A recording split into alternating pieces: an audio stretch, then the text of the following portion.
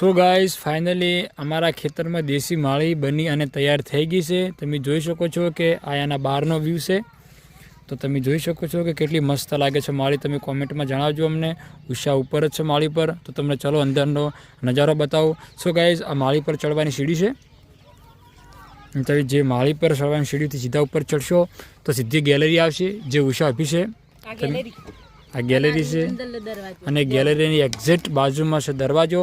તમે જુઓ આ દરવાજો છે, અને એ દરવાજેથી અંદર માળીમાં જવાશે। તો આ છે માળી, તમે જોઈ શકો છો કમ્પ્લીટ તૈયાર થઈ ગઈ છે માળી બની। અને તમે જુઓ અહીંયા બધી સુવિધા લાઇટ અને બધી સુવિધામાં કરવામાં આવશે,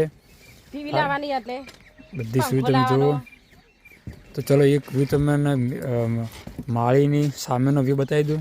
સો ગાઈસ આ છે માળીની સામેનો એટલે કે બહારનો નજારો। તમે જુઓ